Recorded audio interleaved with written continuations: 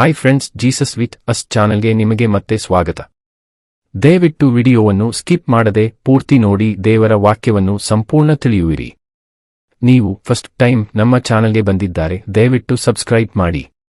ವಿಡಿಯೋವನ್ನು ಲೈಕ್ ಮಾಡಿ, ವಿಡಿಯೋವನ್ನು ನಿಮ್ಮ ಸ್ನೇಹಿತರಿಗೆ ಶೇರ್ ಮಾಡಿ. ನಿಮ್ಮಿಂದ ನಮಗೆ ಹೊಸ ವಿಡಿಯೋ ಮಾಡಲು ಸ್ಫೂರ್ತಿ ಸಿಗುತ್ತದೆ.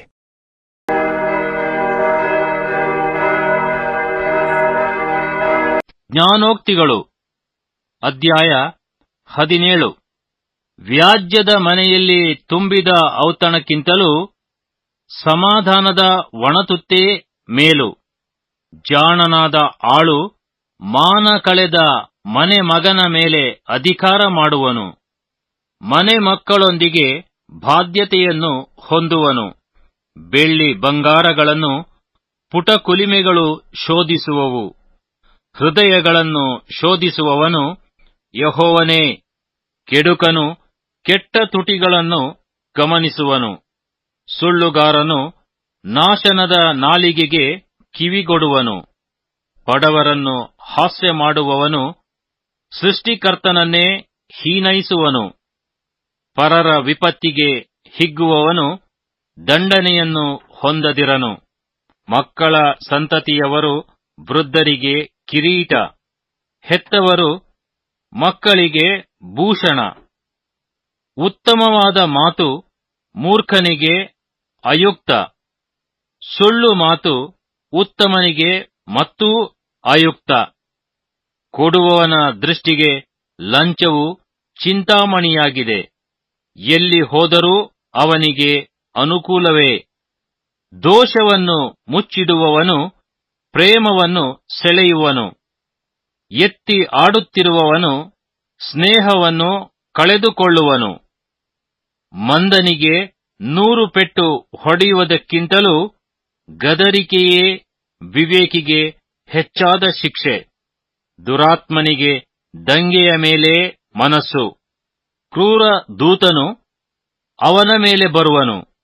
ಮೂರ್ಖತನದಲ್ಲಿ ಮುಣುಗಿರುವ ಮೂಢನಿಗೆ ಎದುರಾಗುವುದಕ್ಕಿಂತಲೂ ಮರಿಗಳನ್ನು ಕಳೆದುಕೊಂಡ ಕರಡಿಗೆ ಎದುರಾಗುವುದು ಲೇಸು. ಉಪಕಾರಕ್ಕೆ ಅಪಕಾರ ಮಾಡುವವನ ಮನೆಗೆ ಕೇಡು ತಪ್ಪದು. ವ್ಯಾಜ್ಯದ ಆರಂಭವು ಏರಿಗೆ ಬಿಲ ಬಿದ್ದಂತೆ. ಸಿಟ್ಟೇರುವುದಕ್ಕೆ ಮುಂಚೆ ಜಗಳವನ್ನು ಬಿಟ್ಟುಬಿಡು. ದುಷ್ಟನನ್ನು ಶಿಷ್ಟನೆಂದು, ಶಿಷ್ಟನನ್ನು ದುಷ್ಟನೆಂದು ನಿರ್ಣಯಿಸುವವರಿಬ್ಬರೂ ಯೆಹೋವನಿಗೆ ಅಸಹ್ಯರು.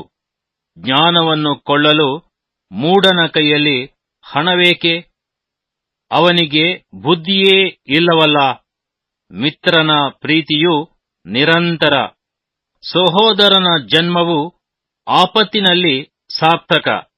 ನೆರೆಯವನಿಗಾಗಿ ಕೈ ಮೇಲೆ ಕೈ ಹಾಕಿ ಹೊಣೆಯಾದವನು ಬುದ್ಧಿಹೀನನೇ ಸರಿ. ಪಾಪಪ್ರಿಯನು ಕಲಹಪ್ರಿಯ.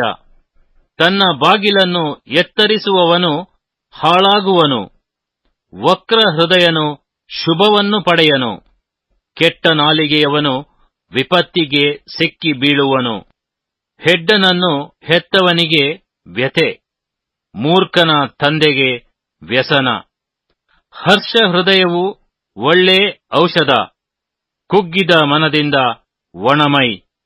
ದುಷ್ಟನು ಲಂಚವನ್ನು ಮಡಲಿನಿಂದ ತೆಗೆದುಕೊಂಡು ನ್ಯಾಯವನ್ನು ತಪ್ಪಿಸುವನು. ವಿವೇಕಿಗೆ ಜ್ಞಾನವೇ ಗುರಿಯಾಗಿರುವುದು. ಮೂಢನ ದೃಷ್ಟಿಯು ದಿಗಂತಗಳಲ್ಲಿಯೂ ಅಲೆಯುವುದು. ಜ್ಞಾನಹೀನನಾದ ಮಗನು ತಂದೆಗೆ ಕಿರಿಕಿರಿ, ತಾಯಿಗೆ ಕರಕರೆ. ಶಿಷ್ಟನಿಗೆ ದಂಡ ಅಯುಕ್ತ, ಧರ್ಮಿಷ್ಠನಿಗೆ ಪೆಟ್ಟು ಅಧರ್ಮ. ಹಿಡಿದು ಮಾತಾಡುವವನು ಜ್ಞಾನಿ, ಶಾಂತಾತ್ಮನು ವಿವೇಕಿ. ಮೂಢನು ಕೂಡ ಸುಮ್ಮನಿದ್ದರೆ ಜ್ಞಾನಿಯಂತಲೂ, ತುಟಿಗಳನ್ನು ಬಿಗಿ ಹಿಡಿದರೆ ವಿವೇಕಿಯಂತಲೂ ಅನ್ನಿಸಿಕೊಳ್ಳುವನು. ಜ್ಞಾನೋಕ್ತಿಗಳು ಅಧ್ಯಾಯ 18. ಜನರಲ್ಲಿ ಸೇರದವನು ಸ್ವೇಚ್ಛಾನುಸಾರ ನಡೆಯುತ್ತಾ ಸಮಸ್ತ ಸುಜ್ಞಾನಕ್ಕೂ ರೇಗುವನು. ಮೂಢನಿಗೆ ವಿವೇಕವು ಅನಿಷ್ಟ. ಸ್ವಭಾವವನ್ನು ಹೊರಪಡಿಸಿಕೊಳ್ಳುವುದೇ ಅವನಿಗಿಷ್ಟ. ದುರಾಚಾರವಿದ್ದಲ್ಲಿ ತಾತ್ಸಾರ, ಅವಮಾನವಿದ್ದಲ್ಲಿ ಧಿಕ್ಕಾರ. ಸತ್ಪುರುಷನ ನುಡಿಯು ಆಳವಾದ ನೀರು, ಜ್ಞಾನದ ಬುಗ್ಗೆ ಹರಿಯುವ ತೊರೆ. ದುಷ್ಟನಿಗೆ ಪ್ರಸನ್ನನಾಗಿ ಶಿಷ್ಟನಿಗೆ ನ್ಯಾಯ ತಪ್ಪಿಸುವುದು ಅಧರ್ಮ. ಜ್ಞಾನಹೀನನ ತುಟಿಗಳು ಜಗಳವನ್ನು ಹೂಡುತ್ತವೆ. ಅವನ ಬಾಯಿ ಪೆಟ್ಟು ತಿನ್ನುವುದಕ್ಕೆ ಕೂಗಿಕೊಳ್ಳುತ್ತದೆ. ಜ್ಞಾನಹೀನನಿಗೆ ಬಾಯಿ ನಾಶ, ತುಟಿಗಳು ಪಾಶ. ಚಾಡಿಕೋರನ ಮಾತುಗಳು ರುಚಿಯಾದ ತುತ್ತುಗಳು, ಹೊಟ್ಟೆಯೊಳಕ್ಕೆ ಇಳಿಯುವವು. ಕೆಲಸಗಳ್ಳನು ಕೆಡುಕನಿಗೆ ತಮ್ಮ. ಯೆಹೋವನ ನಾಮವು ಬಲವಾದ ಬುರುಜು. ಶಿಷ್ಟನು ಅದರೊಳಕ್ಕೆ ಓಡಿ ಹೋಗಿ ಭದ್ರವಾಗಿರುವನು. ಧನವಂತನು ತನ್ನ ಐಶ್ವರ್ಯವನ್ನು ಬಲವಾದ ಕೋಟೆಯೆಂದೂ ಎತ್ತರವಾದ ಗೋಡೆಯೆಂದೂ ಭಾವಿಸಿಕೊಳ್ಳುತ್ತಾನೆ.